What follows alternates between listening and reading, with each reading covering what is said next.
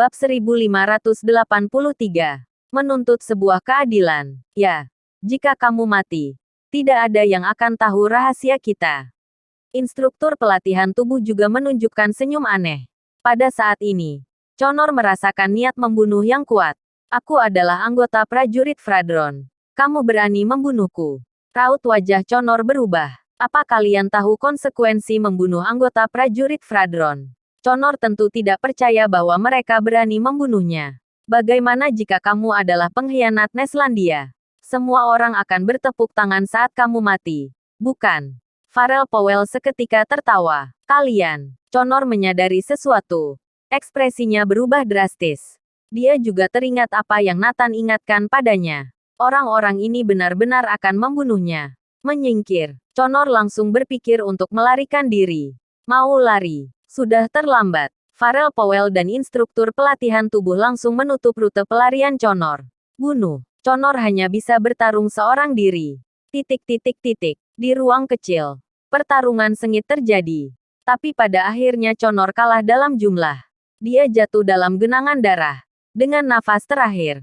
Farrell Powell dan dua orang lainnya juga pura-pura terluka. Duak. Saat ini. Semua pintu laboratorium dibuka. Song Mathis datang bersama kerumunan. Sebelumnya aku hanya curiga. Tak disangka instruktur Conor benar-benar mengkhianati Neslandia dan datang ke laboratorium untuk mencuri data. Song Mathis datang setelah menerima pemberitahuan dari Farrell Powell. Melihat pemandangan di depannya, di mana Conor ingin mencuri informasi dan ditangkap oleh Farrell Powell dan instruktur pelatihan tubuh. Instruktur Powell, kalian baik-baik saja. Song Mathis dan yang lain mulai memperhatikan Farrell Powell. Beruntung kalian datang dengan cepat. Kalau tidak dia akan melarikan diri. Farrell Powell menyeka darah segar di sudut mulutnya. Conor, yang terbaring dalam genangan darah, memandangi beberapa orang. Dari mulutnya memuncratkan darah. Bola matanya hampir terbang keluar. Dia.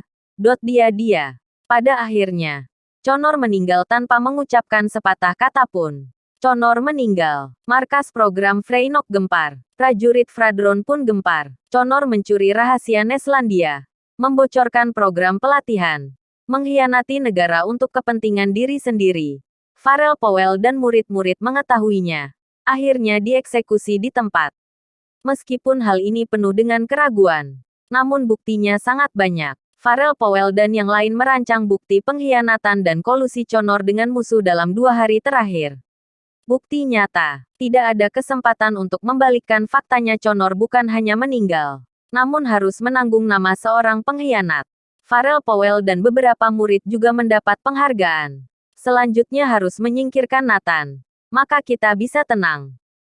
Farrell Powell dan instruktur pelatihan tubuh menunjukkan senyum haus darah. Saat mereka mengincar Nathan, tentu saja Nathan sudah menerima kabar kematian Conor. Dia awalnya mengira Conor bisa selamat. Kurang ajar, beraninya membunuh rekan senegaraku. Dan dia masih harus menanggung nama seorang pengkhianat. Nathan marah. Dari segi emosi dan perasaan, dia ingin menuntut keadilan untuk Conor. Sebelumnya, Conor bahkan datang ke sini untuk mengingatkannya. Nathan masih menyimpan budi ini dalam hati. Awalnya, aku tidak ingin ikut campur dalam masalah ini. Kalian yang memaksaku. Nathan sangat marah. Aku akan pergi ke markas untuk menuntut keadilan. Nathan dengan cepat pergi ke markas pelatihan program Freynok. Kedatangannya mengejutkan semua orang. Apa yang kamu lakukan di sini? Banyak murid menatap Nathan. Nathan berteriak kencang pada markas. Pembunuh yang membunuh Conor. Keluar. Suaranya seperti guntur menderu. Menyebar ke seluruh markas. Semua orang di dalam markas terkejut dan bergegas datang. Bab 1584. Dengan caraku sendiri. Melihat bahwa itu adalah Nathan. Semua orang berkata dengan marah. Nathan Clark, apa yang kamu lakukan di sini? Aku datang untuk mencari pembunuh. Nathan berkata dengan dingin. Kamu salah tempat. Pembunuh apa yang kamu cari? Ini adalah markas latihan.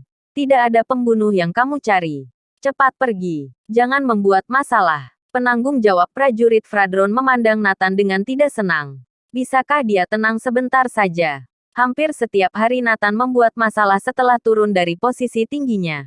Kali ini dia datang ke markas latihan untuk membuat masalah lagi. Aku datang untuk menemukan pembunuh yang membunuh Conor. Nathan berkata dengan marah. Lancang. Conor berkolusi dengan musuh dan mengkhianati negara. Dia tertangkap saat mencuri rahasia Neslandia dan langsung dibunuh. Dia pantas mendapatkannya. Dia harus dihukum mati. Dari mana sebutan pembunuh itu?